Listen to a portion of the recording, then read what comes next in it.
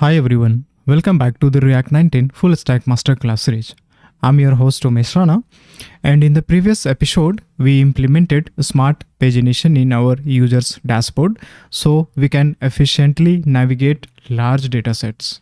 But imagine a situation where we have hundreds or even thousands of users. Pagination helps us navigate pages, but it still does not solve one important problem, which is finding a specific user quickly.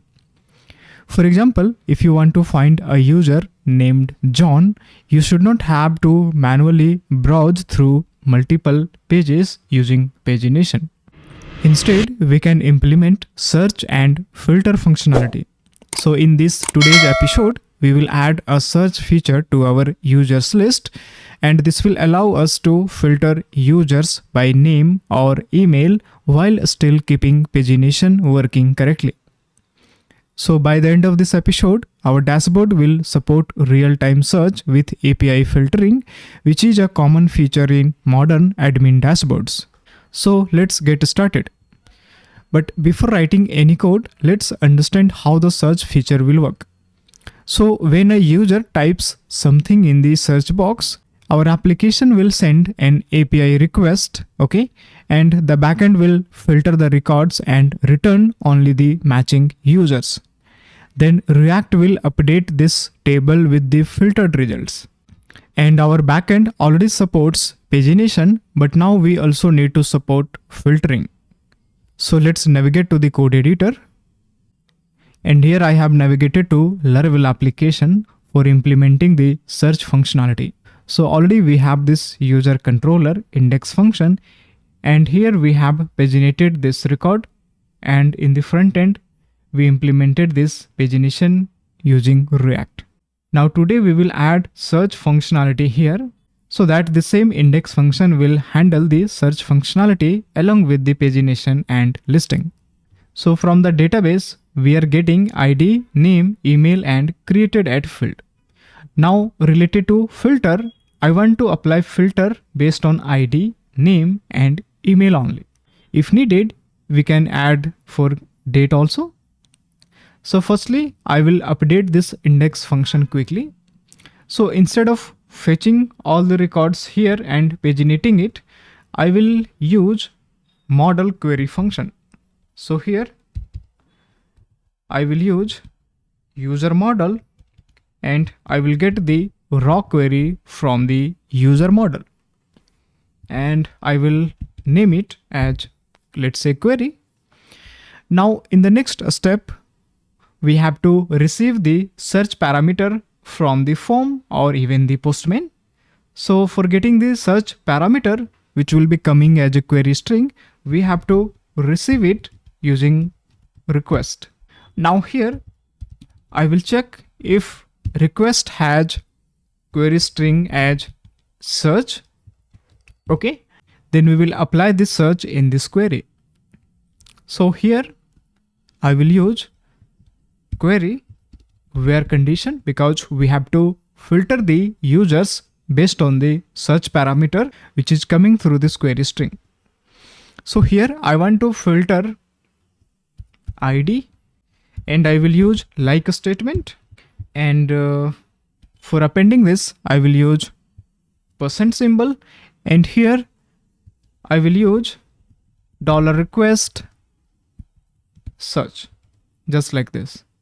So I have used a string interpolation here. Now I will duplicate this line, and I have to append or where query because I want to filter from name and email also. So here I will append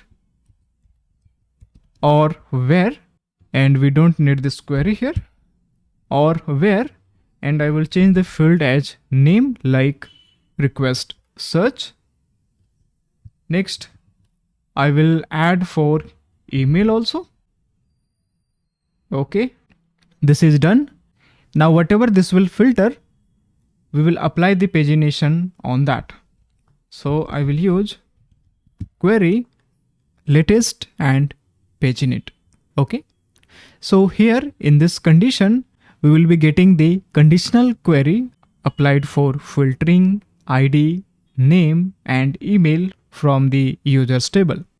And next, this will apply the pagination on the applied filter. So the backend side is done. Now we will implement this in the front-end side. So let's jump to the React application. And here we have this users listing component.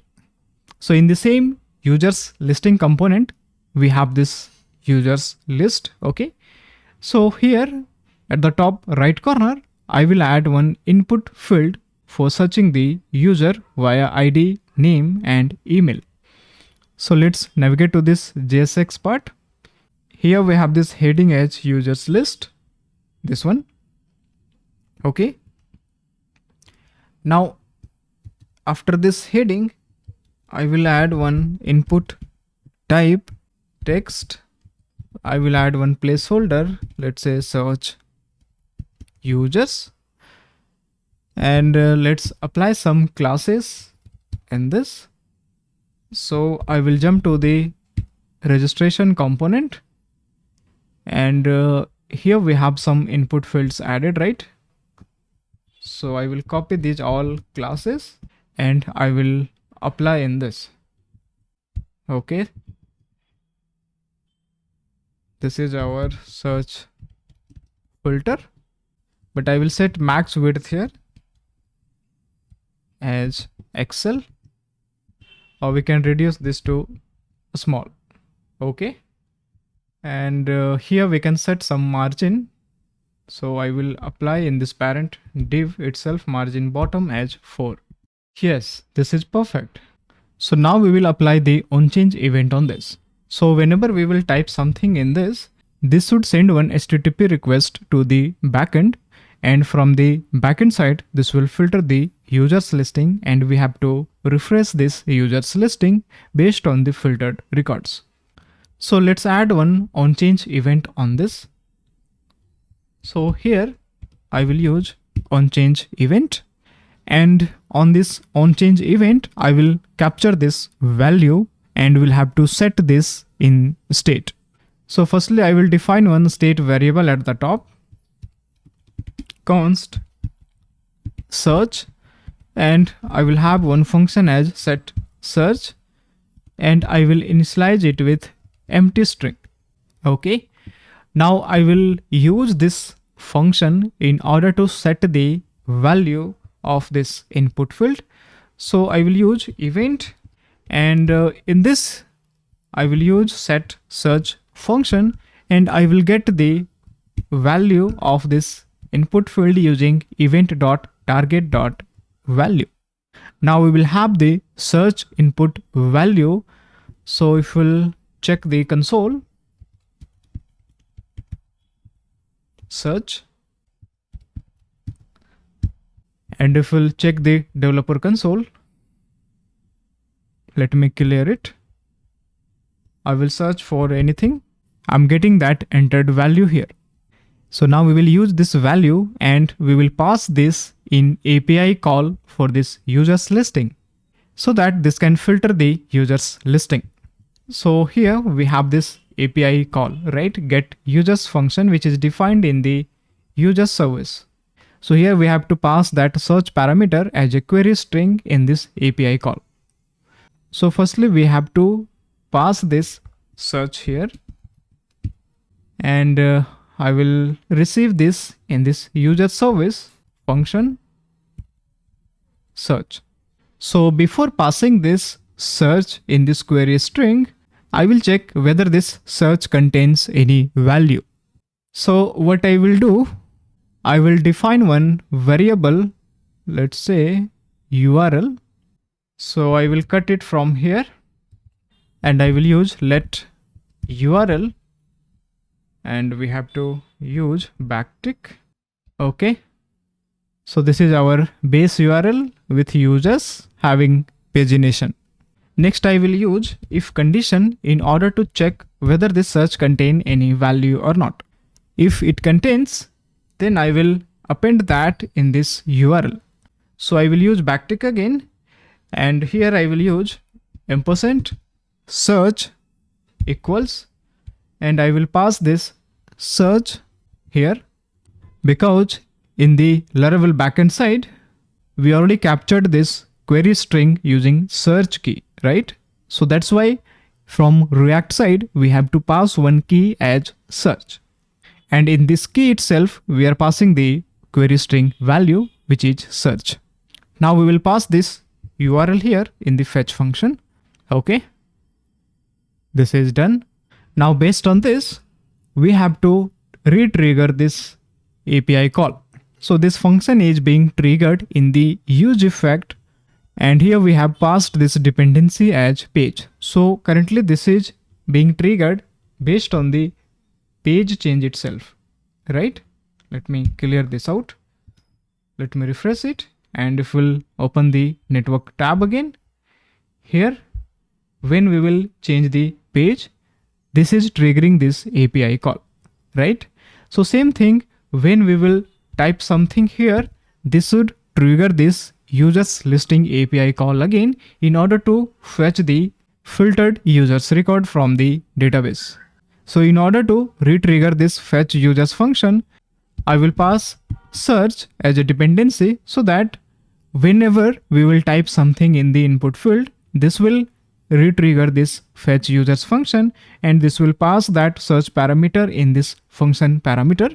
And here we already received in the user service, and further we are making the API call. So this should work. Now let me refresh it. Let me clear these console and network tabs. Okay. And now I will try to search using Dora. And yes, we can see when I typed Dora, this made API call. And here in this API request, in the query string, we have one parameter passed as search having value Dora, right? And in the preview, if we'll check, this has filtered the user's record, and here we have only one user having name Dora. Now let me clear this. And yes, again, this refreshed this list, right? I will type something else like Otilia. And yeah, this is filtering correctly. If we'll search for AL, and here we have all these users list available. We can search using user ID also. So if we'll search for user ID 121, yes, this filtered 121. If we'll try searching with email like Maria, so here we have these two users containing name or email Maria, right? Here this is the first user, and this is the second user containing name as Maria something. So if we'll search with the full email address, yes, this filtered out this user. So this is working properly. Now whenever we will search, we will have to reset the pagination to first. Otherwise, the user might be on page number 5. So let's say, let me clear this search first. I will be active on the 13th page number, right? And from here, if we'll search for Maria or even MAR, this is unable to filter. Why? Because this is checking in page 13, which is incorrect. So for this, we will have to reset the page to page number 1 every time whenever this search will happen. So here we already have this page and set page function, right? So I will use this in order to set the page while we will search anything in the search input. So that time I will set this set page to 1. Now let's refresh this. And here I will be active on 13th page number. And now I will search for Maria. Then yes, we can see this returned the users no matter whether I was active on the first page or the last page. This filtered completely from the main users listing. So this is done. Now here, if you have noticed, on every keystroke, this is triggering one API call. So let's say I will search for O. Yeah, this made one API call. If we'll search for T, I, L, I, A, on every keystroke, this triggered API calls, right? So if you want to optimize this and if you want to reduce the API calls here, we can use debouncing search. Okay, so we can apply the debounce. So here in the search function itself, this is triggering this fetch users function in use effect hook.